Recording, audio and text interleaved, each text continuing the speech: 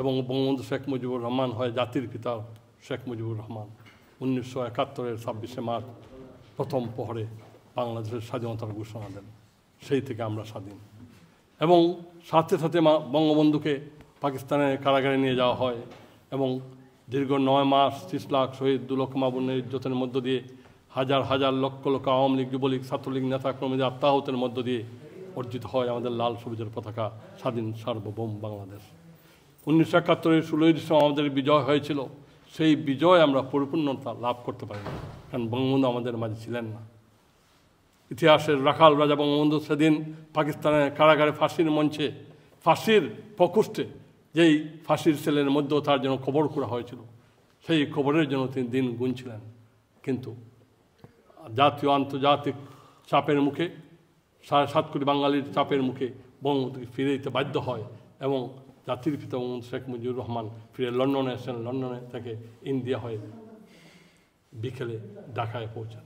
Racecourse ময়দানে জাতির পিতা যেই আশা প্রত্যাশা করেছিলেন, এই বাংলাদেশ হবে একটি ক্ষুধামুক্ত, দারিদ্র্যমুক্ত একটি মানবিক বাংলাদেশ, বঙ্গবন্ধুর সুযোগ্য কন্যা মাননীয় প্রধানমন্ত্রীর নেতৃত্বে গত টানা 16 বছর এই বাংলাদেশকে একটি আধুনিক সম্মত উন্নত বাংলাদেশের পথে হাঁটছিলেন। মাননীয় প্রধানমন্ত্রীর নেতৃত্বে এই বাংলাদেশ হয়েছিল একটি মধ্যম আয়ের বাংলাদেশ। বিশ্বের বুকে এই বাংলাদেশকে নিয়ে বিশ্ব নেতারা বলেছেন fastest growing economy in the world. সেই বাংলাদেশ সাজানো গুছানো মাননীয় প্রধানমন্ত্রী বাংলাদেশকে হঠাৎ করে ডক্টর ইউনূস গ্যাংরা, যারা 71-কে বিশ্বাস করে না, যারা 75-এর খুনি, সেই চক্র এই বাংলাদেশের ষড়যন্ত্র করে বাংলাদেশকে আজকে তলিয়ে নিয়ে গেছে। আমরা বিশ্বাস করি মাননীয় প্রধানমন্ত্রী শেখ হাসিনা সসম্মানে বাংলাদেশে ফিরে আসবেন এবং মাননীয় প্রধানমন্ত্রীর নেতৃত্বেই আমরা বঙ্গবন্ধুর স্বপ্নের পথ ধরে এই বাংলাদেশকে একটি আধুনিক বাংলাদেশ, অসাম্প্রদায়িক বাংলাদেশ, মানবিক বাংলাদেশ, গণতান্ত্রিক বাংলাদেশ, সকলের জন্য সুখ শান্তির বাংলাদেশ গড়ে তুলবেন। সেটাই আজকের দিনে প্রত্যাশা। জয় বাংলা। আমরা সম্প্রতি জানতে পারছি যে আপনাদের কেন্দ্রীয় সাংগঠনিক সম্পাদক ঘোষণা করেছেন যে নেক্সট একটি মাসে আপনাদের প্রধানমন্ত্রী আবার ফিরবেন বাংলাদেশে। এই বিষয়ে আপনি আমাদেরকে একটু ব্যাখ্যা করবেন, কিভাবে ফিরতে পারেন তিনি? এটা অত্যন্ত পরিষ্কার। 1/11-এর সময় মাননীয় প্রধানমন্ত্রী দেশের বাইরে ছিলেন, তার বিরুদ্ধে মামলা দিল এবং তাকে দেশে ফিরতে বাধা দেওয়া হলো। মাননীয় প্রধানমন্ত্রী সেদিন চ্যালেঞ্জ করেছিলেন, আমি আমার দেশের মাটিতে আমি যাব, কেউ আমাকে আটকাতে পারবে না। মাননীয় প্রধানমন্ত্রী সেদিন চ্যালেঞ্জ করে বাংলাদেশে গিয়েছিলেন। আমাদের সৌভাগ্য হয়েছিল, আমরাও তার সাথে সবার সঙ্গে হয়েছিলাম।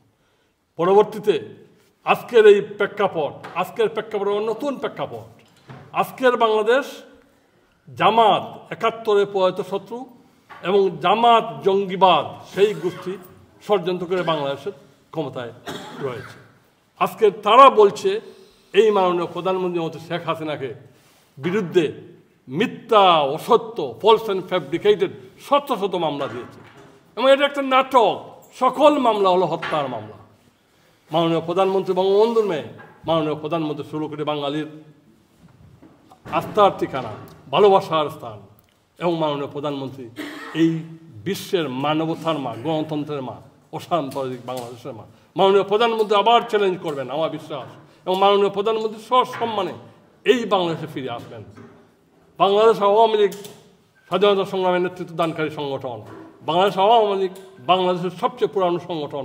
সেই সংগঠনের সভানেত্রী যখন বাংলাদেশে ফিরে আসবেন, চারবারের টানা প্রধানমন্ত্রী যখন বাংলাদেশে ফিরে আসবেন, তখন ডক্টর ইউনূস, নজরুল গ্যাংরা, এই কচিকাচার মেলার কিশোররা পালাবার সময় পাবে না। আমার বিশ্বাস খুব শীঘ্রই মাননীয় প্রধানমন্ত্রী শেখ হাসিনা বীরের বেশে বাংলাদেশে ফিরে আসবেন এবং বাংলাদেশ আওয়ামী লীগের নেতৃত্বে, মাননীয় প্রধানমন্ত্রীর নেতৃত্বে আবারও মাননীয় প্রধানমন্ত্রী যে বঙ্গবন্ধুর স্বপ্নের পথ ধরে আধুনিক সমৃদ্ধ বাংলাদেশ গড়ে তুলবেন।